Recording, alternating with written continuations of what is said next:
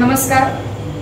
आनंद घन गोवा या यूट्यूब चॅनलच्या सर्व दर्शकांना मी शिवानी वझे माझा नमस्कार. आजपासून शारदीय नवरात्रोत्सवाला सुरुवात होत आहे. आज प्रथम दिवस आहे घटस्थापना. सगळीकडे मोठ्या उत्साहानं या उत्सवाला सुरुवात झालेली आहे. गोव्यामध्ये विशेषतः देवीची मंदिरे खूप असल्यामुळे मोठ्या उत्साहानं एक विशेष उत्साह या नवरात्रोत्सवामध्ये आपल्याला बघायला मिळतो. आनंद घन गोवा या यूट्यूब चॅनलच्या मार्फत गेली 2 वर्षे या नवरात्रोत्सवाच्या निमित्ताने महिलांसाठी व्यासपीठ तयार केलेलं आहे. त्यामार्फत त्यांनी अनेकांच्या मुलाखती म्हणा किंवा वेगवेगळे असे महिलांसाठी उपक्रम राबवलेले आहेत. आणि यंदाच्या 2024च्या या नवरात्रोत्सवानिमित्त गोव्यातील विविध मंदिरामध्ये उदयोन्मुख महिला तसेच युवती कीर्तनकार ज्या कीर्तनाच्या माध्यमातून समाज प्रबोधन म्हणा करीत असतात, त्यांचं दर्शन या 9 दिवसामध्ये या यूट्यूब चॅनलच्या मार्फत आपल्याला वेगवेगळ्या महिला कीर्तनकारांची कीर्तनं ऐकायला मिळतील. त्यामुळे आनंद घन गोवा या यूट्यूब चॅनलला तुम्ही उत्तमोत्तम प्रतिसाद द्यावा, लाईक शेअर सबस्क्राईब करावे आणि या कीर्तनांचा आस्वाद घ्यावा अशी तुम्हा सर्वांना नम्र विनंती. धन्यवाद.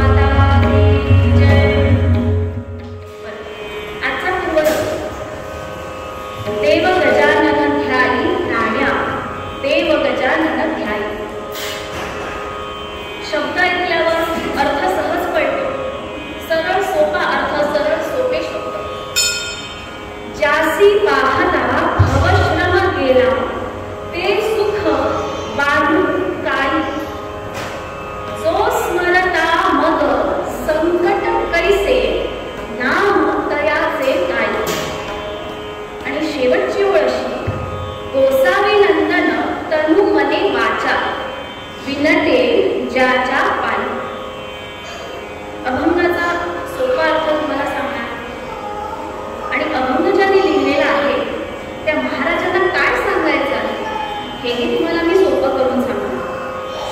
तेव्हा सगळ्यात आधी बघूया अभंग कोणी लिहिलाय. गोसावी नंदन स्वामी, गुजरातमधील तंजावर येथील रहिवासी. सर्वसंग परित्याग करून चतुर्थाश्रम स्वीकारला.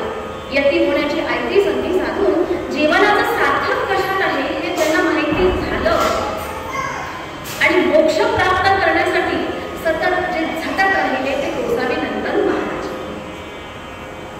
स्वतः काही एकट्याने काही कार्य केलं नाही, सगळ्या लोकांना बरोबर घेऊन सगळी कार्य केली. नाहीतर आपलं मीच केलं मीच मिळवलं असं नाही, सगळ्यांना बरोबर घेतलं. जीवनाचं सार्थक कशात आहे, जीवनाचा अर्थ काय, आपल्याला हा जो मनुष्य जन्म मिळाला आहे त्याचं काय करायचं आहे, मोक्ष प्राप्त कसा करायचा आहे याच्यावर सतत चिंतन त्यांनी केलं. आणि जे जे विचार आहेत ते श्लोकांमध्ये अभंगामध्ये सर्व समाजासमोर मांडले. आजच्या अभंगात काय म्हणतात, देव गजानन ध्यायी प्राण्या. तुम्हाला आम्हाला असं वाटत असेल अरे आम्ही तर मनुष्य आहोत, मग आम्हाला प्राण्या असं का म्हटलं. आपण छोट्या मुलांना कसं अरे शाण्या असं हाक मारतो की नाही, मग आम्ही प्रेमाने अरे शाण्या असं हाक मारतो. त्याचप्रमाणे त्यांनी प्रेमाने आम्हाला हे प्राण्या अशी हाक मारली आहे, प्रेमाने प्राण्या अशी हाक मारली आहे. तर ते म्हणतायत ध्यान करा. आता वास्तविक ध्यान सगळीच जण करतात, सर्वांचंच ध्यान चालू असतं. कशाचं तरी ध्यान सतत चालू असतं की नाही. एखादा बंगला बांधायचा असेल, एखादं घर घ्यायचं असेल, गाडी घ्यायची असेल तर त्यासाठी सतत ध्यान मनुष्याचं चालूच असतं. पण मग घरातून, गाडीतून किंवा काही गोष्टीतून जे मिळणारं सुख आहे ते सुख किती काळ असतं सांगा. आयुष्यभरासाठी असतं नाही, थोड्याच वेळासाठी, थोड्याच काळासाठी. पण आयुष्यभराचं सुख कशात आहे हे जर जाणून घेतलं तर त्या गोष्टीचं ध्यान करा. मग आयुष्यभराचं सुख कशात आहे, भगवंतामध्ये आहे, भगवंतामध्ये आहे आयुष्यभराचं सुख, त्याच्या नामस्मरणात आहे. मग ध्यान जर तुम्ही वस्तूंसाठी ध्यान करू शकता तर भगवंतासाठी सुद्धा ध्यान करू शकता. महाराज असं अजिबात सांगत नाहीये की वस्तूंचं ध्यान करू नका, त्यांनी असं कुठेच म्हटलं नाही. बाकीचं सगळं ध्यान तुमचं चालू असू द्या, पण त्याच्याबरोबर 10 मिनिटात ध्यान देवाचं करा, भगवंताचं करा, एवढंच म्हणत आहे. पण मग तुम्ही म्हणाल ध्यान नेमकं करायचं तर कशाचं करायचं, कुठल्या देवाचं करायचं. 33 कोटी देव आहेत, मग कुठल्या देवाचं करायचं. महाराज म्हणतायत देव गजानन ध्यायी प्राण्या. गजाननाचं ध्यान करा. आता प्रश्न पडेल गजाननाचंच ध्यान का करावं. सक्ती नाहीये ना, गजाननाचंच ध्यान करा अशी सक्ती नाहीये. पण गजाननाचं सर्वात आधी ध्यान करा आणि मग इतर देवतांचं ध्यान करा असं महाराजांचं म्हणणं आहे. पण मग गजाननाचंच ध्यान का, कवी वर्णन करतात.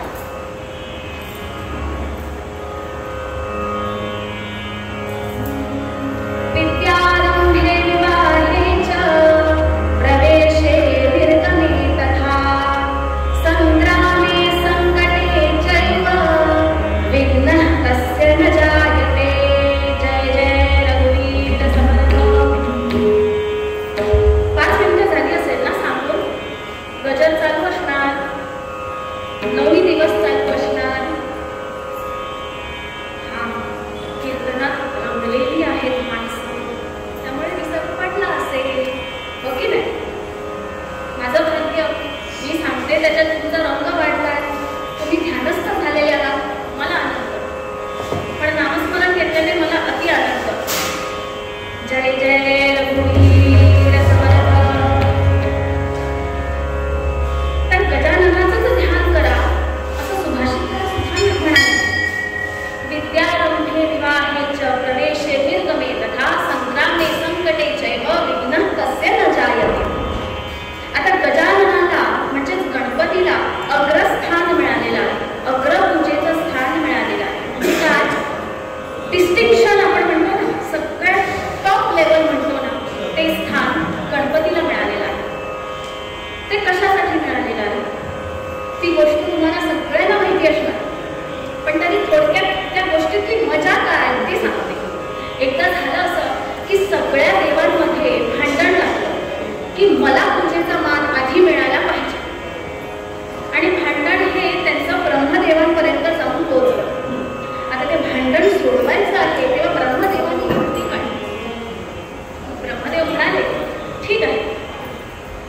याच्यावर एकच उपाय.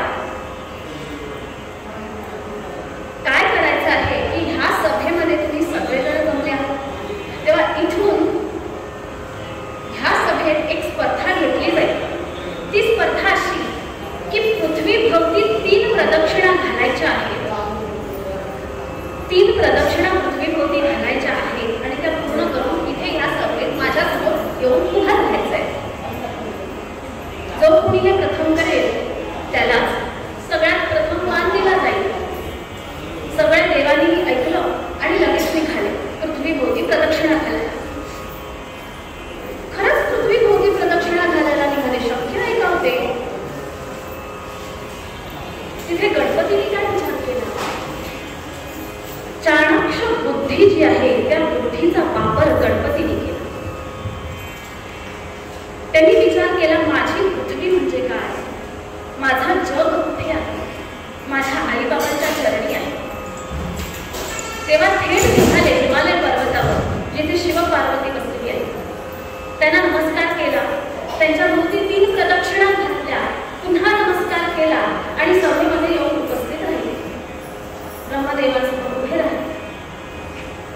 ब्रह्मदेवांना समजलं. स्मित हास्य करत म्हणाले, अरे वा, बुद्धीचा उपयोग केलाच वाटतं.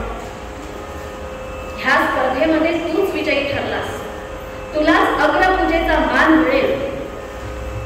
लक्षात घ्या, पृथ्वीला 3 प्रदक्षिणा घालून इथे यायचं आहे. म्हणजे काय? पृथ्वीला 3 प्रदक्षिणा घातल्यानंतर जे पुण्य मिळणार ते आणि कुठे मिळणार? आई वडिलांना 3 प्रदक्षिणा घातल्यानंतर तेच पुण्य मिळणार. झालं की नाही? बरोबर गणित. पृथ्वीला 3 प्रदक्षिणा घातल्या काय आणि आई बाबांना 3 प्रदक्षिणा घातल्या काय? एकच आहे. म्हणून गणपतीला बुद्धीची देवता असंही म्हटलं जातं. आणि आपल्या शरीरामध्ये बुद्धी इतकी महत्वाची आहे. बुद्धी जर नाही तर आपण कार्य करू शकत नाही, आपण काहीच करू शकत नाही. सर्वात श्रेष्ठ बुद्धी, सर्वात श्रेष्ठ गणपतीचा मान आहे. तेव्हा त्या काळी अग्रपूजेचा मान गणपतीला मिळाला. आणि म्हणून कुठलीही पूजा करायच्या आधी, कुठलंही शुभ कार्य करायच्या आधी, शिक्षणाला प्रारंभ करायच्या आधी, युद्धाला प्रारंभ करायच्या आधी सगळ्यात आधी काय केलं जातं? गणपती पूजन केलं जातं. कुठलंही शुभ कार्य बघा, गणेश स्थापना आधी केली जाते. आपण एखादा ग्रंथ वाचतो किंवा देवाचं पुस्तक वाचतो, सुरुवातीला वरती काय लिहिलेलं असतं? श्री गणेशाय नमः. कुठल्याही स्तोत्राची सुरुवात श्री गणेशाय नमः. कीर्तनाची सुरुवात यदा आरंभोदरं श्री गणेशानेच सुरुवात होते. गणपतीला 3 अंक, हा जो 3 मूलांक आहे तो फार आवडीचा आहे. आपण दुर्वा निवडतो की नाही? मग त्या दुर्वा कशा असतात? त्रिशूळाच्या आकाराच्या असतात. मग त्या त्रिशूळाच्या आकाराच्या ज्या दुर्वा असतात त्याला कशी 3 टोकं असतात की नाही? मग तो 3 जो मूलांक आहे तो गणपतीला आवडीचा आहे. आपलं आयुष्य या 3 मूलांकावरच आधारित आहे. कशा प्रकारे? आपण जन्म घेतो, आपण जीवन जगतो आणि आपल्याला मृत्यू येतो. 3 गोष्टी. कुठलीही गोष्ट जन्म घेते, संसार करते आणि मग त्याचा अंत. या 3 गोष्टीवर आपलं हे जीवन आधारित आहे. मग आपलं हे जीवन गणपतीवरच आधारित आहे असं मानून आपल्याला पुढे जायचं आहे. आणि काय करायचंय? देव गजानन ध्यायी प्राण्या. पुढे जाऊन महाराज म्हणतात, जासी पाहता भवश्रम गेला ते सुख वाढून काय. ज्याला साधं बघितल्यावर भवाचे श्रम नाही झाले. आता इथे भव कोणाला म्हटलेलं आहे? शिवशंकरांना म्हटलेलं आहे. समुद्र मंथनाच्या वेळी जेव्हा हलाहल विष निर्माण झालं होतं तेव्हा ते विष ह्या समाजाला त्रासदायक ठरू नये म्हणून शिवशंकरांनी ते स्वतः पिलं होतं आणि त्याचा त्रास त्यांना झाला. सगळे उपाय अपाय ठरले. शेवटी नारद मुनींनी सांगितलं, गजाननाचं ध्यान करा, गजाननाचं स्मरण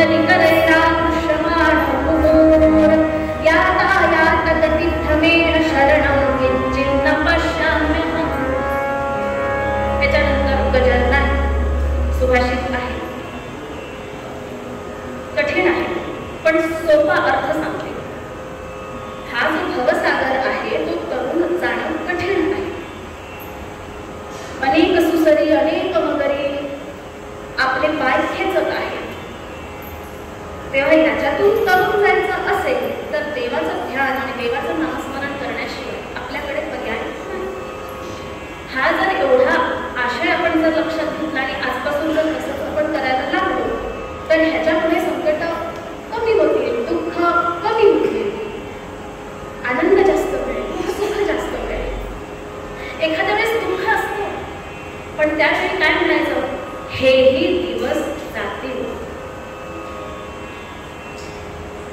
असं जरी म्हटलं आणि आपण जर पॉझिटिव्ह राहिलो ना, तर बघा आयुष्यात किती फरक पडेल बघा.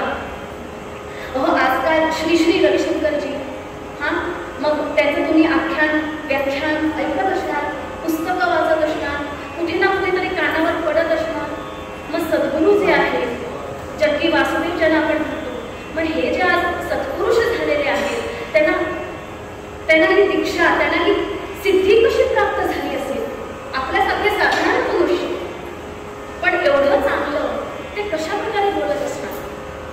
त्यांच्या मनात देवाप्रती भावना आहे, शुद्ध मनाने देवाची भक्ती करतात आणि जगाला तेच सांगतात जे त्यांनी अनुभव घेतलेला आहे. ते म्हणतात बी हॅपी, बी पॉझिटिव्ह, हाच मूल मंत्र आहे. आणि त्यासाठी भगवंताची भक्ती हा आधार आहे. आपल्याला ह्या जीवनात आधार हवाच असतो, मग तो आधार कोणाचा घ्यावा, भगवंताचा घ्यावा. आणि गोसावीनंदन महाराज म्हणतात त्याप्रमाणे जर गणपतीचं ध्यान करून पुढे जर आपलं आयुष्य व्यवस्थित गेलं, सुरळीत गेलं, तर आपण जगातला सगळा आनंद प्राप्त केला असं म्हणायचं. तेव्हा महाराजांची जशी विनंती आहे ती विनंती आपण मान्य करून घेऊया आणि पूर्व रंगात इथेच थांबूया. जो आशय आहे तो आशय आपण इथे घेतलेला आहे, मूळ उपदेश महाराजांचा घेतलेला आहे. याच्यानंतर आपल्याला आख्यानाकडे वळायचं आहे. तेव्हा महाराज सांगतात त्याप्रमाणे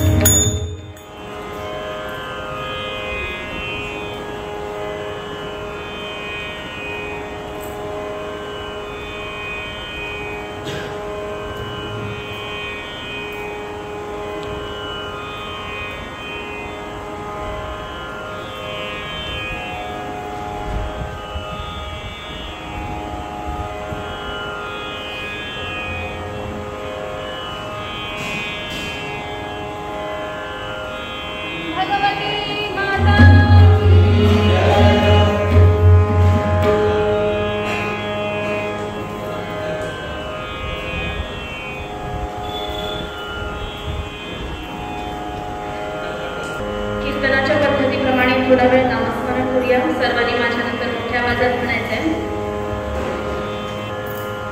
देवीचं नामस्मरण करूया.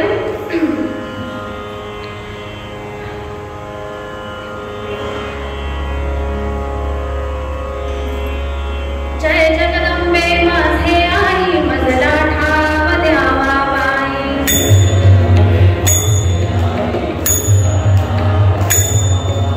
जय जगदंबे माझे आई, मजला ठाव द्यावा बाई.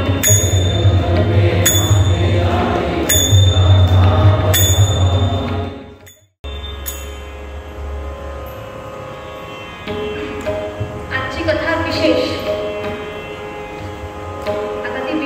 कशा प्रकारे आहे ते मी सांगते. नवरात्रीमधलं या उत्सवामधलं आजचं हे पहिलं पुष्प. आपण आता सुरुवातीला काय अभ्यास केला, कुठल्याही कार्याची सुरुवात आपण कशाने करतो? गणेश पूजनाने, गणपतीच्या स्तवनाने करतो. मग आजच्या या पुष्पाची, आजच्या या कीर्तनोत्सवाची, नवरात्रोत्सवाची आपण सुरुवात गणपतीच्याच कथेने सुरुवात करणार. आपल्याकडे उत्सव कसा साजरा झाला पाहिजे? अत्यंत उत्साहात, आनंदात. मग या उत्सवात सगळ्यांनी सहभागी झालं पाहिजे, म्हणून तर हे उत्सव साजरे केले जातात. सगळ्यांनी जमा व्हावं, एकत्र यावं, उत्सव साजरा करावा, आनंद घ्यावा. 8 दिवस 9 दिवस आनंदाचे बघावे. आणि देवीने जे काही पराक्रम या 8-9 दिवसात गाजवलेले आहेत त्यांचं कथन ऐकावं, त्यांचं चरित्र ऐकावं, देवांची चरित्र ऐकावी. ह्याच्यासाठीच तर हे उत्सव साजरे केले जातात. आणि खरोखर सगळ्या गोव्यातल्या सगळ्या मंदिरांमध्ये कीर्तनाचा उत्सव केला जातो ह्या नवरात्रोत्सवात.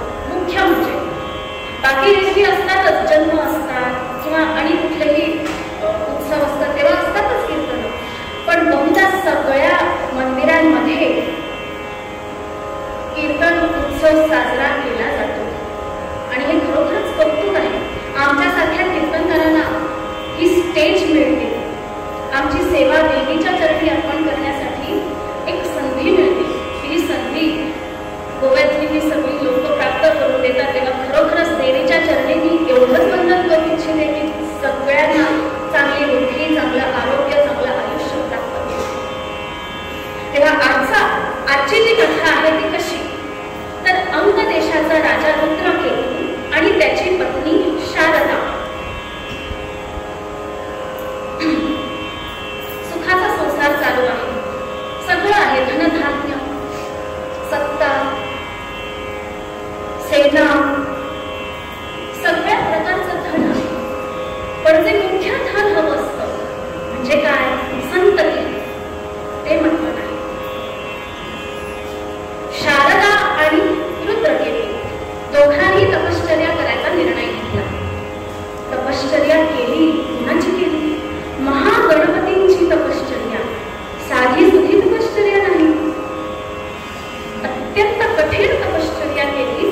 तेव्हा कुठे जाऊन महागणपती कसे प्रसन्न झाले आणि वर माग असं म्हणाले. त्याबरोबर शारदेने काय मागवलं? तुमच्याच वंशाचा पुत्र मला प्राप्त व्हावा हीच इच्छा आहे. महागणपती म्हणाले, माझ्याच वंशाचा नाही, पण तुला 2 पुत्र प्राप्त होतील, माझी अशी कृपा आहे. त्याबरोबर नवमास पूर्ण होतात. हा म्हणतात, नवमास पूर्ण होतात आणि रुद्रकेतू आणि शारदा ह्या दोघांनाही 2 पुत्र प्राप्त होतात. दोनही मुलांची नावं सुंदर नावं, देवांतक आणि नरांतक. भगवंताच्या कृपा आशीर्वादामुळे झालेले आहेत म्हणून देवांतक आणि नरांतक. हे दोनही पुत्र चांगल्या कुळात जन्माला आलेले. सुंदर भाषा, शस्त्राचा अभ्यास, शास्त्राचा अभ्यास, सगळ्या विद्यापीठामध्ये, विद्यापीठ म्हणजे काय, युनिव्हर्सिटी. आपल्याकडे गोवा युनिव्हर्सिटी आहे, कोल्हापूर युनिव्हर्सिटी आहे, पुणे युनिव्हर्सिटी आहे, इंदौर युनिव्हर्सिटी आहे, भरपूर युनिव्हर्सिटी आहे. तशीच त्या काळी सुद्धा शंकरांचं विद्यापीठ हे विद्यापीठ होतं. तिथे कठीण अभ्यास शिकवला जायचा. शस्त्र, शास्त्र, वेगवेगळ्या अस्त्रांचा अभ्यास आणि त्या सगळ्या शस्त्रांचा अभ्यास करून ही दोनही मुलं आपल्या राज्यात परतली. अतिशय कौशल्य प्राप्त केलं होतं, प्रावीण्य प्राप्त केलं होतं. वाचा सुंदर, दिसायला सुंदर आणि शिवशंकरांची तपश्चर्या करून त्यांच्याकडून असा वर प्राप्त करून घेतला होता की आम्हा दोघांना कोणीही या त्रिभुवनात हरवणार नाही. असा वर तपश्चर्या करून त्या दोघांनीही प्राप्त करून घेतला. पण एवढं सगळं चांगलं सुरळीत चाललं असताना कुठून तरी नारद मुनी आले. त्यांनी दोघांचीही पत्रिका बघितली. नारद मुनी म्हणाले, हे काय बघतो? दोघांच्याही आयुष्यात वादळ निर्माण होणार. वादळ निर्माण झालं. जरा जागृती होते. दोघांच्याही आयुष्यात वादळ निर्माण होणार. आमचे हे तबलजी आहेत ना, सगळ्या प्रकारचे आवाज काढायला नंबर 1 आहेत. कीर्तन संपल्यानंतर दाखवतील काढून एक बोटांमध्ये जादू आहे बरं का. वादळ निर्माण होणार म्हटल्याबरोबर आईचं हृदय दुःखी झालं. अरे देवा, करायचं काय? शेवटी नारद मुनींनी सांगितलं, दोघांसाठी तपश्चर्या तुम्ही दोघं चालू करा. ते दोघे काही ऐकणार नाही, काटे आहेत 1 नंबरचे. तुम्ही दोघं तपश्चर्या चालू करा. पण मग या दोघांच्या तपश्चर्याने होणार काय? विधिलिखितच आहे, वादळ निर्माण झालेलंच आहे. आणि ते कसलं वादळ? दोघांनाही जी संगत प्राप्त झाली होती, वाईट संगत प्राप्त झाली होती. त्यांचे मित्र इतके खराब निघाले, इतक्या सगळ्या विद्यापीठांमधून डिस्टिंक्शन त्यांनी मिळवलं देवांतक नरांतकाने. ते कशासाठी? जगाच्या कल्याणाकरता ना, जो अभ्यास केला, शस्त्र कसं चालवायचं, शास्त्राचा उपयोग कसा करायचा, एखादी विद्या कशी उपयोगात आणायची, ह्याचं सगळ्याचं ज्ञान त्यांनी घेतलं. ते कशासाठी? जगाच्या कल्याणासाठी.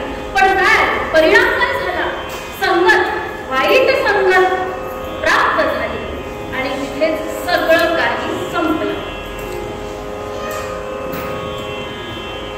त्यांचे मित्र म्हणतात, अरे एवढी विद्या प्राप्त केली, धनुर्विद्या, शास्त्रविद्या, भालाफेक, कुठल्याही शस्त्र सहजपणे चालू शकतात, एवढं हे सगळं शौर्य आहे, सामर्थ्य आहे, ते काय करणार तुम्ही? जगाच्या कल्याणासाठी. कशासाठी?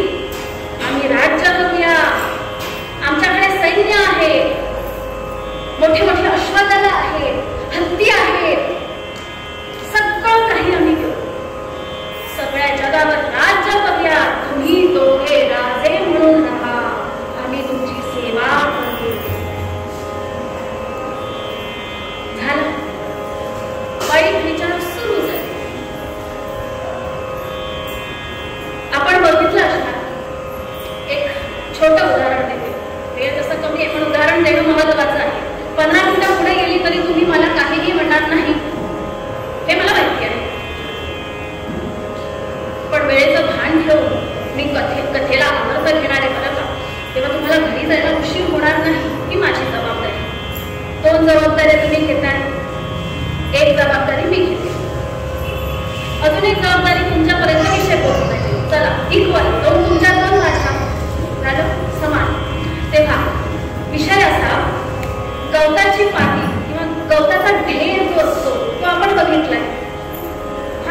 तो जर सुकवला होता, कटकरीत होतो आणि त्याला काडेपेटी जर लावतो आपण, एक काडी जरी फेकतो तर लगेच पेट घेतो आणि सगळं जळून भस्मसात होतं. मग त्याचप्रमाणे आपल्या मनाचं आहे. आपल्या मनात चांगले विचार सगळे भरलेले असतात, पण कुठून तरी एक वाईट विचार आत शिरतो आणि सगळ्या चांगल्या विचारांना जळून भस्मसात करून टाकतो. आपलं मन असंच चंचल आहे. बरं, ह्याच्यावर आपण आज बोलायचं नाहीये. ह्याच्यावर पुढच्या कीर्तनांमध्ये तुम्हाला काही ना काहीतरी ऐकायला मिळेल. पण आपला विषय काय? देवांतक नरांतकाच्या मनात हे वाईट निर्माण झालं आणि त्यांनी हाहाकार निर्माण केला. कशा प्रकारे?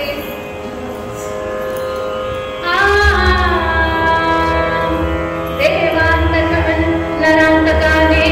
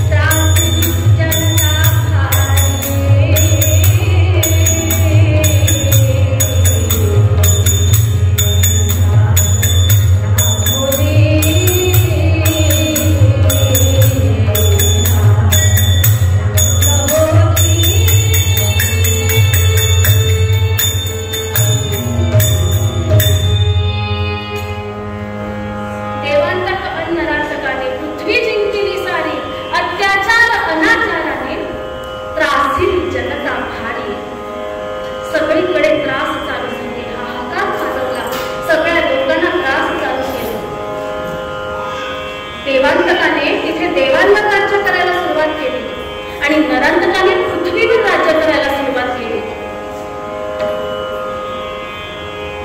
सगळे लोक त्रासित झाले. पण कुठेतरी ऋषी मुनींचे काही ठिकाणी असे आश्रम होते. त्या आश्रमाच्या ठिकाणी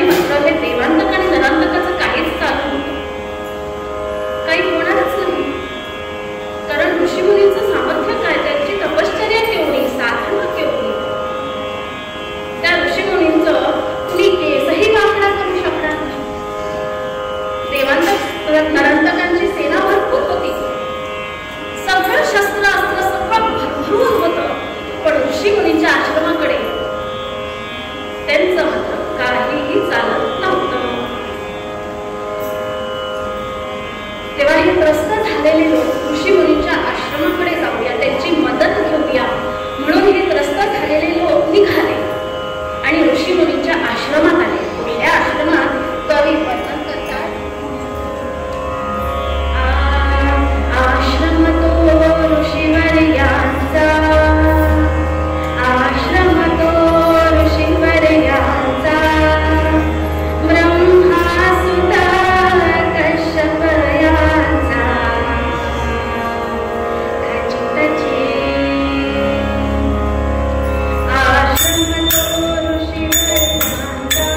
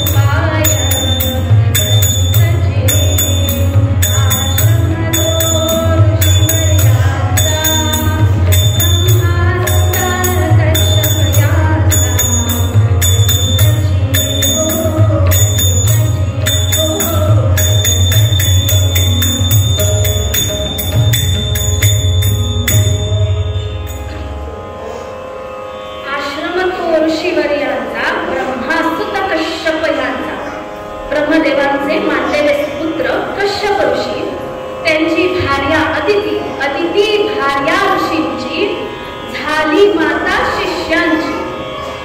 त्या आश्रमामध्ये कश्यप ऋषी आणि त्यांची भार्या म्हणजे पत्नी अदिती, त्या आश्रमात राहणाऱ्या सर्व मुलांचे आई वडील म्हणून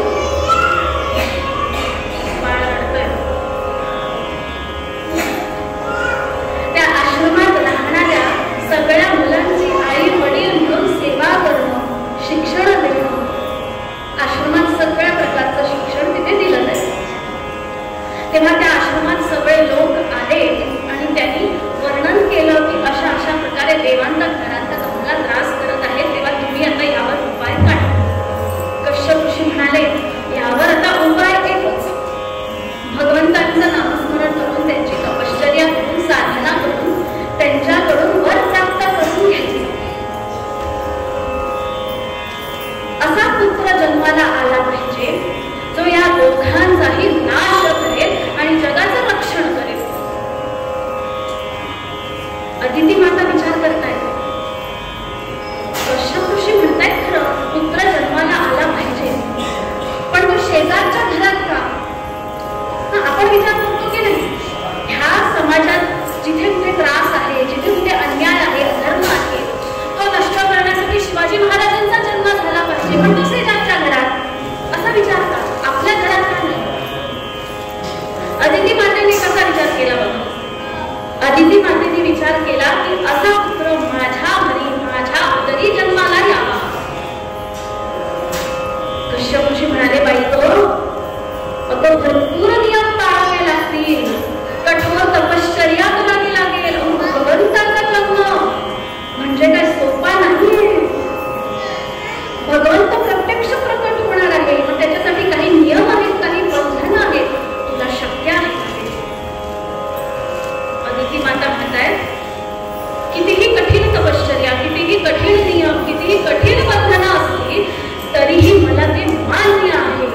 पण आनंद कशात आहे? भगवंताचा जन्म माझ्या उदरी होणार यातच आनंद आहे. झाली मातेची तयारी झाली. आता पिता त्याला कसली तयारी? हा असं कसं? दोघांचीही तेवढी तयारी. दोघेही तयारीला बसले. हा तपश्चर्या चालू केली. ऋषी मुनींनी बजावलंय, हे बघ अदिती, नियम पाळावे लागतील बरं का. कवी वर्णन करतात, नियम पाळावे जरी म्हणशी माता भावे. नियम पाळावे जरी म्हणशी माता भावे. नियम पाळावे जरी म्हणशी माता भावे.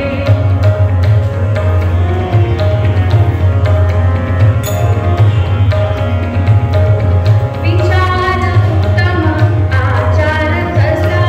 विचार उत्तम आचार कसा. मनी नसावी कदा निराशा. हे गाणं म्हणताना मुद्दाम टाळ वाजवत नाही, एक्सप्लेनेशन द्यायचं आहे. विचार उत्तम आचार कसा. मनी नसावी कदा निराशा. स्वातंत्र्याची उषा, स्वातंत्र्याची उषा.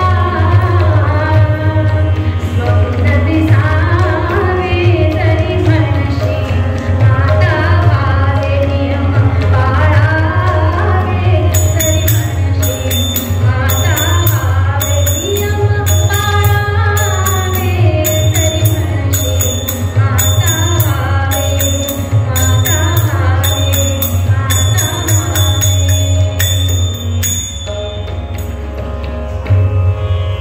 समजला अर्थ? त्याच्यात वेळ वाया घालवत नाही. नियम पाळावे लागतील, पाळले. बंधनं पाळावे लागतील, पाळली. आणि हा म्हणता अदिती मातेला दिवस गेले. 9 मास 9 दिवस पूर्ण झाले. आणि भाद्रपद मासी शुक्ल पक्षी चतुर्थी तिथी ह्या दिवशी सुंदर बालकाचा जन्म झाला. आणि त्या बाळाचं नाव ठेवण्यात आलं महोत्कट विनायक. दोघांनाही आनंद झाला. केलेल्या तपश्चर्येचं फळ अतिशय सुंदर होतं. आता नावाप्रमाणेच ह्या बाळाचे पराक्रम दिसू लागले. महोत्कट विनायक म्हणजे महाउत्कट. वयाने, अंगाने, पिंडाने बलाढ्य, व्यवस्थित. आणि हळूहळू 4-5 वर्ष निघून गेली. आणि मुलगा झाला 8व्या वर्षाचा. 8वं वर्ष लागलं. त्याबरोबर आता आपल्यात काय पद्धत? 8व्या वर्षी मुंज करायची, उपनयन संस्कार करायचे. तेव्हा आता ह्या मुलाचा उपनयन संस्कार करून घेऊया म्हणून ऋषीमुनींनी विचार केला. आणि ही बातमी घेऊन तरी जाऊन त्या नरांतकाच्या कानावर पोहोचली. नरांतकाला समजलं की आपल्या वधासाठी कोणीतरी बालक आलेला आहे, त्याने जन्म घेतलेला आहे. तेव्हा आता त्याचा जो परिणाम असेल तो आपल्या सकट देवांतकाला आणि आमच्या सगळ्या सैन्याला भोगावा लागेल. तेव्हा आताच सावध होऊया. उपनयन संस्कार चालू आहे, तेव्हा तिथेच काहीतरी जाऊन धुमाकूळ घातला पाहिजे, त्या बाळाला मारून टाकलं पाहिजे असा दुष्विचार केला. आणि त्याचा उपनयन संस्कार जिथे चालू होता तिथे ह्या नरांतकाने स्वतः गेला नाही, भित्रा मागे बसला, स्वतः गेला नाही. पाठवला आपल्या सेनेला, 10 राक्षसांना पाठवलं. हा राक्षस गेले. उपनयन संस्कार जिथे चालू आहे तिथे राक्षस गेले. सहज एंट्री मिळाली राक्षसांना. काय सहज गेले? कसे गेले? अहो राक्षस ते. राक्षस म्हणजे आपण टीव्ही मध्ये बघतो, पुस्तकात बघतो, ते असे भले मोठे केस, एवढे मोठे डोळे, एवढे मोठे कान, असे सुळे, जीभ लळलळ टाकते, असले राक्षस नव्हे. ती आपली संकल्पना. अहो राक्षस म्हणजे आपल्यासारखे साधारण मनुष्य, फक्त काय वृत्ती राक्षसी, वाईट वृत्तीचे, म्हणून ते राक्षसी वृत्तीचे, म्हणून त्यांना राक्षस आपण म्हणतो. अहो रावण, रावणाला आपण राक्षस म्हणतो, पण रावणाचं वर्णन काय आहे? रावण दिसायला इतके सुंदर की देव गंधर्वांच्या स्त्रिया स्वतःहून रावणाकडे पळून आल्या होत्या त्यांच्या सौंदर्याकडे बघून. अहो शास्त्रांवर भाष्य करणारे रावण, 3 त्रिकाळ संध्या करणारे रावण, वृत्तीने राक्षस. तेव्हा हे जे कोणी राक्षस 10 गेले होते ते वृत्तीने राक्षस, म्हणून त्यांना सहज एंट्री मिळाली. त्यांच्या देहाकडे किंवा त्यांच्या चेहऱ्याकडे बघून नाही, सर्वसामान्य मनुष्याप्रमाणे. आणि इथे उपनयन संस्कार चालू आहे. आता मंगलाष्टक म्हणायची वेळ दिलेली आहे, अंतरपाठ धरलेला आहे, पटू त्या बाजूने उभा आहे पाटावर. आपल्याला मंगलाष्टक म्हणायची नाहीये, वेळही नाही. मंगलाष्टक चालू आहेत आणि आता अक्षता पटूच्या डोक्यावर पडणार. तेवढ्याच झालं काय, हे जे 10 राक्षस होते त्यांच्या हातात अक्षता होत्या. काहीतरी मंत्र पुटपुटले, वाह सुंदर, काहीतरी मंत्र पुटपुटले आणि त्या अक्षता, त्यांचं कन्वर्शन झालं, परिवर्तन झालं. त्या अक्षतांचं परिवर्तन कशा छोट्या छोट्या शस्त्रांमध्ये झालं आणि त्या शस्त्रांना घे भली मोठी टोकं जणू आपल्या शरीरात गेली तर आपल्याला भरपूर वेदना होणार, आणि ती जर एकदम सगळी जर शरीरात गेली तर आपलं काय होईल सांगता येत नाही. ती छोटी छोटी शस्त्र अक्षता म्हणून त्यांनी त्या पटूच्या डोक्यावर घालणार. इतक्यात त्या महोत्कट विनायकाने हे ओळखलं आणि जो अंतरपाठ होता तो एका हाताने ओढून घेतला आणि त्या अंतरपाठाच्या आधाराने त्या अक्षता म्हणजे ती जी शस्त्र आहे ती त्यांच्याच म्हणजे त्या राक्षसांच्याच मुखावर परतवून लावली. ते 10 राक्षस त्यांच्या चेहऱ्यावर ती सगळी शस्त्र पडली, रक्तबंबाळ झाली आणि ते राक्षस तिथेच मेले. सर्वत्र हाहाकार माजला. महोत्कट विनायक उभा राहिला. त्यांनी म्हटलं, चिंता करू नका, घाबरू नका, तुम्हाला कोणालाच काहीही होणार नाही. आणि त्याबरोबर तिथे त्याचा तो उपनयन संस्कार घडला. सगळं काही व्यवस्थितपणे पार पाडलं. पण एवढ्याशा त्या 8 वर्षाच्या मुलाचा चमत्कार, तो पराक्रम बघा, म्हणजे देवाचा अंश खरोखरच त्याच्यात होता. हा 8 वर्षाचा बालक एवढं सगळं करू शकतो, तर आपल्या सगळ्यांना त्या देवांतक आणि नरांतकापासून नक्कीच वाचवू शकतो असा विश्वास सगळ्या लोकांच्या मनात झाला. सगळ्या लोकांना बरं वाटलं, आनंद झाला. आपण केलेली तपश्चर्या फळाला आली. दुसऱ्या दिवशी झालं काय, तर काशी देशाचा राजा त्या ठिकाणी येऊन पोहोचला.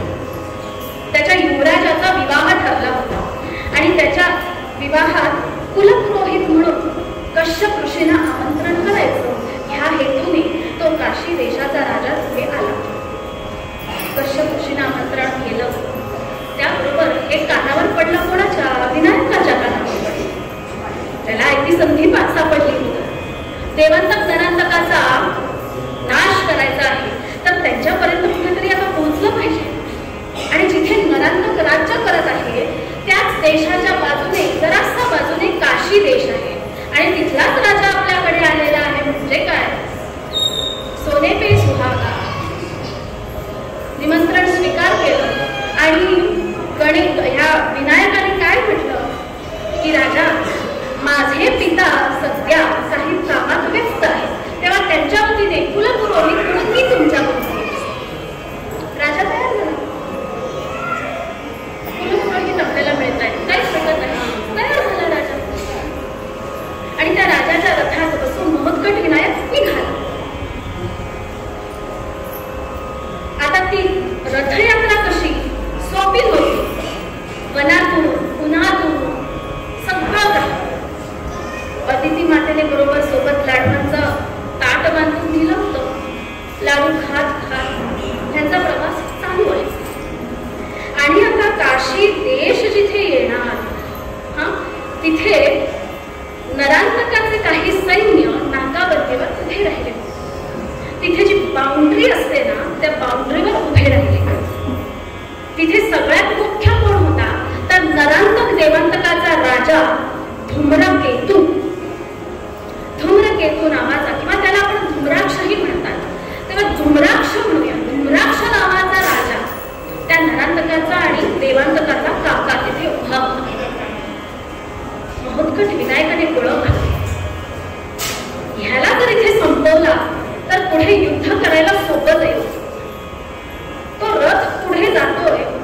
काशी देशाचा राजा बाजूने बसलाय, महोत्कट विनायक ह्या बाजूने बसलाय. धनुष्य बाण हातात घेतलं आणि वेग लावून त्या धुम्राक्षाच्या दिशेने बाण फेकला. तो बाण बरोबर धुम्राक्षाच्या छातीत जाऊन खुपसला आणि तो धुम्राक्ष तिथे मेला. काशी देशाचा राजा घाबरला. अहो, हे तुम्ही काय केलं? त्याने काय आपली खोड काढली आहे का? त्याला कशाला मारलं? विनायकाला राग आला. त्याची खोड काय मी सांगू? तुम्हाला खोड हवी आहे त्याची? तो आपल्या देशात येऊन राज्य करतोय ही त्याची खोड आहे, म्हणून मी त्याला मारून टाकला. अहो, तुम्ही राजा आहात. घाबरून जाणं हा तुमचा स्वभाव असता कामा नये. जनतेचं रक्षण करणं, निस्वार्थीपणे रक्षण करणं हा तुमचा धर्म आहे, हे तुमचं कर्तव्य आहे. काशी देशाचा राजा घाबरला होता. काय करणार? त्याला राज्यावर कोणी बसवलं होतं? ह्याच राक्षसांनी बसवलं. आता मात्र खराईत घाला सुरुवात झाली. काशी देशाचा राजा फार घाबरला होता. तर करावं काय? आपल्याकडे तर सैन्य पण नाही. पण महोत्कट विनायक काय असे झाले होते? सगळा विचार, सगळा प्लॅन करून आले होते. सगळ्या सैनिकांना एकत्र केलं, काहीतरी सांगितलं त्यांना आणि प्रत्येक दिशेने पाठवलं. सगळ्या 8 देशांना पाठवलं आणि त्या देशांच्या राजांना त्यांच्या सैन्यासकट बोलावून घेतलं. आपण कशी राऊंड टेबल कॉन्फरन्स घेतो, मीटिंग घेतो, बोलणी करतो, त्याप्रमाणे त्यांची तिथे बोलणी झाली. आणि महोत्कट विनायक सांगतायत की आता शत्रू आपल्यावर चाल करून येणार आहे, तेव्हा माझ्या मते आम्ही असं हे करायचं आहे. तेव्हा गणपतीने म्हणजे काय तर विनायकाने केलं काय तर 20 जणांची एक तुकडी तयार केली. 20 जणांची तुकडी एक तयार केली आणि त्या 20 जणांवर एक अधिपती नेमला आणि त्याला म्हणतात गणपती. त्या 20 जणांवर नेतृत्व करण्याची जी जबाबदारी होती त्या अधिपतीकडे दिली. तेव्हा अशी 20 जणांची एक तुकडी आणि त्याच्यावर एक अधिपती नेमलेला तो महागणपती, तो गणपती अध्यक्ष, त्या गणांचा पती असा तो गणपती. तेव्हा त्या काळापासून 21 ही संख्या गणपतीला आवडणारी झालेली आहे. 21 मोदकाचा नैवेद्य दाखवतो, 21 दुर्वा वाहतो, 21 मोदकाचं नैवेद्य दाखवतो. आपलं लक्ष मात्र मोदकांवरच असतं. 21 ही तेव्हा संख्या तिथे प्रचलित झाली. तेव्हा अशा प्रकारे अशा अनेक तुकड्या निर्माण केल्या आणि प्रत्येकाला त्यांची कामं व्यवस्थित समजावून सांगितली.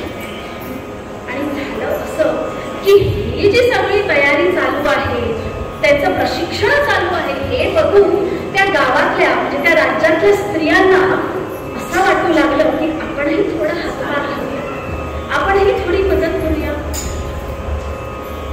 त्या स्त्रियांमध्ये एक स्त्री जी रिद्धी ती पुढे आली आणि विनायकाला विनवू लागली, देवा आम्हालाही तुम्हाला मदत करायची आहे, आमचंही सैन्य तयार करूया, मी सैन्य घेऊन येते, आम्हालाही शिकवा, आम्हालाही प्रशिक्षण घ्या, कारण ह्याच्या पुढे आम्हाला युद्धासाठी कधी सज्ज व्हावं लागेल काही सांगता येत नाही, आम्हालाही प्रशिक्षण घ्या. त्याबरोबर सेना तयार झाली, स्त्री सेना तयार झाली. लक्षात घ्या, रिद्धी, सिद्धी, ललिमा, प्रतिमा, गिरिता, इशिता अशा अष्टनायिका तिथे तयार झाल्या आणि त्यांनी आपलं एक सैन्य तयार केलं. आता मात्र इथे बुद्धी वापरली महोत्कट विनायकाने. कशा प्रकारे? जेव्हा देवांचा चाल करून येईल तेव्हा सगळ्यात आधी करायचं काय तर ह्या सगळ्या स्त्रियांनी वार करायचा. प्रथम मान कोणाचा? ह्या स्त्रियांचा. महोत्कट विनायकाने तिथेच ठरवलं. सिद्धीला सांगितलं, रिद्धीला सांगितलं, तुम्ही दोघांनी सज्ज व्हा, प्रथम वार तुम्ही करायचा. त्याबरोबर ते खरंच झालं. नरांतक जेव्हा चाल करून आला, शस्त्र दोन्ही हातात चाल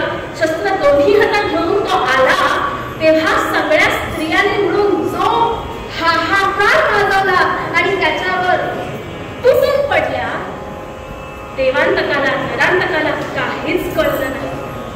दोघेही घाबरले. वार करायच्या आत, काही कळायच्या आत स्त्रियांनी असा हल्ला केला, कपडे फाटले, केस ओढून काढले, त्यांची हातातली शस्त्र काढून दोन्ही दिशांना फेकून दिली, त्यांना पकडला आणि मोहतकट विनायकाच्या समोर आणून ठेवला. देवांतक नरांतक दोघेही घाबरले. आता मात्र आपलं घरी नाही काढलं, पण दोघेही सज्ज झाले द्वंद्व युद्ध करायला. मोहतकट विनायकाबरोबर द्वंद्व युद्ध चालू झालं. गदा युद्ध, भाला युद्ध, धनुर युद्ध, युद्ध चालू झालं. कोणालाच ऐकेना. पण शेवटी मोहतकट विनायकाने जे शिक्षण घेतलं होतं त्या शिक्षणाचा तिथे उपयोग केला. शिवशंकरांची भक्ती केली होती, त्यांच्याकडून एक अस्त्र प्राप्त करून घेतलं. ते अस्त्र काढलं, ते शस्त्र काढलं हातात, आणि ते शस्त्र कुठलं? त्रिशूळ. तो त्रिशूळ हातात घेतला आणि सरळ तो चालवला नाही. त्रिशूळ हातात घेतला, त्याला वंदन केलं. शस्त्र आहे ते, त्याला वंदन केलं. शिवशंकरांची तपश्चर्या केली, उपासना केली. 2 मिनिटं कैलास राणा शिवचंद्र मौली, कैलास राणा शिवचंद्र मौली, कैलास राणा शिवचंद्र मौली.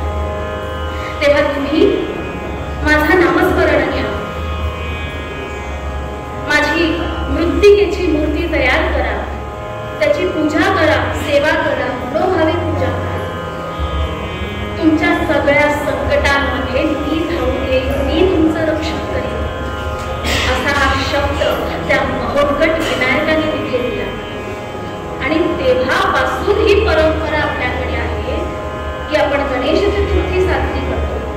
लोकमान्य टिळकांनी साजरी केली, त्यांनी सुरुवात केली, हा भाव आहेच.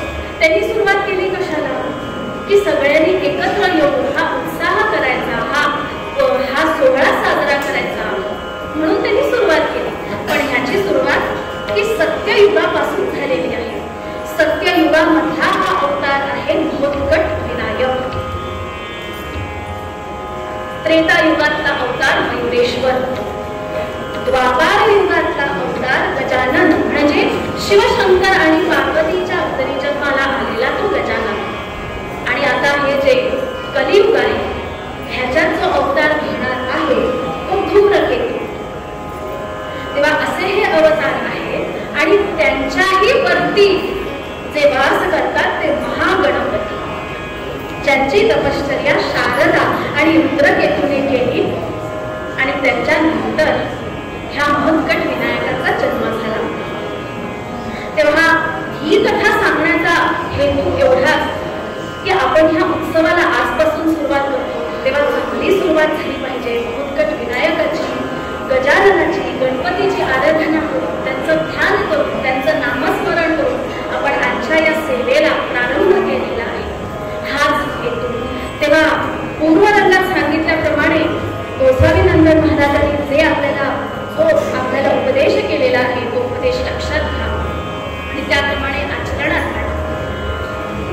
वेळेअभावी काही शब्द इकडचे तिकडे झाले असतील किंवा काही गोष्टी राहिल्या असतील तर मनात ठेवू नका, वाईट वाटून घेऊ नका. आमचा एकच इथे प्रयत्न असतो, मनापासून जीव तोडून आमचा प्रयत्न एवढाच असतो की तो विषय तुमच्यापर्यंत पोहोचवायचा आहे. देवानी जो आम्हाला सांगितलेला आहे तो विषय तुमच्यापर्यंत कसा पोहोचवायचा, संतांनी जे सांगितलेलं आहे ते तुमच्यापर्यंत सहज आणि सोपं करून कसं पोहोचवायचं ही जबाबदारी आमच्यावर असते. तेव्हा ही जबाबदारी मी पार पाडण्याचे पूर्ण प्रयत्न केलेले आहेत आणि मला पूर्ण खात्री आहे की आज इथून तुम्ही काहीतरी घेऊन जाणार आणि आयुष्यभर आपल्या आचरणात आणणार ही भावना माझ्या मनामध्ये आहे. तेव्हा हे लक्षात घ्या. महाराज काय सांगतायत? आपला जन्म जो आहे तो सार्थकी कशा प्रकारे करायचा आहे. सद्गुरू सांगतात, श्री श्री रविशंकरजी सांगतात, ते तरी आपल्याला पटतंय. Be happy always, be positive always हा मूळ मंत्र आपल्या आयुष्यात नेहमी उपयोगी पडणार आहे. लक्षात घ्या. पुढे जाऊन तुम्हाला हे शब्द माझे आठवतील. बुवा सांगत होती, बुवानी सांगितलेलं be positive always, be happy always. मला कोणी सांगितलं तर मला माझ्या गुरुदेवांनी सांगितलं. हा मूल मंत्र लक्षात घ्या. देवाची उपासना करा, नामस्मरण करा. सगळ्यात सोपं म्हणजे नामस्मरण. 10 मिनिटं एका जागेवर बसून आपल्याला आवडतं त्या देवाचं नामस्मरण करा. पोचतं देवाला, त्याचा उपयोग निश्चित होतो आणि असं नाम महात्म्य आहे. तेव्हा संतांनी जे मागणं देवाकडे मागितलेलं आहे तेच मागणं देवीकडे आपण मागूया. आजची ही कीर्तन सेवा इथे करण्याची संधी दिली त्याबद्दल देवस्थानचे कृतार्थ मारदोड ह्यांचे, श्री राजेंद्र देसाई काका यांचे, कमिटीचे, त्याचबरोबर आजचे जे आयोजक आहेत त्यांचे मी मनापासून आभार मानते. इथे ह्या म्हणजे शिरोड्यापासून खूप आत असलेलं हे गाव आहे पंचवाडी. तेव्हा एवढी ही संख्या इथे उपस्थित आहे ते बघून खरंच मनाला खूप आनंद वाटला. नाही तर काही ठिकाणी आम्ही जाऊन भिंतीला बघून श्रोते हो असंही म्हणून कीर्तन केलेली आहेत. तेव्हा तुमची उपस्थिती बघून मला माझ्या मनाला फार आनंद झालेला आहे. मी प्रसन्न होऊन इथून जाणार आहे आणि एवढंच मी देवीकडे मागते की तुम्हा सर्वांना चांगली बुद्धी, चांगलं आरोग्य, चांगलं आयुष्य प्राप्त होईल. आजच्या या कीर्तन सेवेला मला पेटीवर सार्थक डोळीकर आणि तबल्यावर साईराज केतकर या दोघांनी, या युवा कलाकारांनी साथ केलेली आहे. सुंदरपैकी साथ केलेली आहे. माझ्यासारखे हे उभरते कलाकार आहेत, शिक्षण घेत आहेत, तबला पेटी वाजवत आहेत, अशाच कीर्तनांना, संगीताच्या कार्यक्रमांना साथ करतायत, आपली कला, आपली सेवा सादर करतायत आणि तुमच्यासारख्या श्रोत्यांनी आम्हाला हे प्रोत्साहन देऊन इथे ही संधी दिली त्याबद्दल आम्हा तिघांकडून तुमचे मी मनापासून आभार मानते. आणि जे मागणं संतांनी मागितलेलं आहे तेच मागून आजच्या कीर्तन पुष्पाला, या सेवेला इथे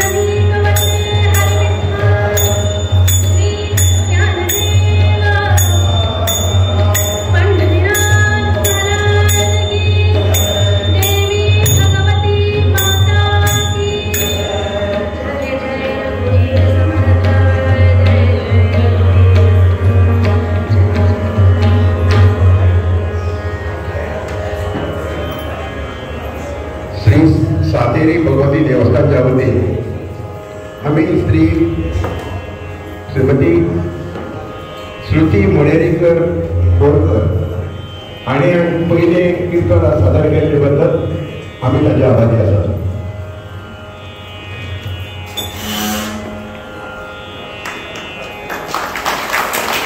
तसेच हे पूर्ण 9 दीस कीर्तन आमकां हाडून हांगा ऑर्गनायज करपाक आदार केल्ले कृतार्थ माधवाचे श्री राजेश देसाय आनी चैत्र बिडीकर हांकांय आमी देव बरें करूं.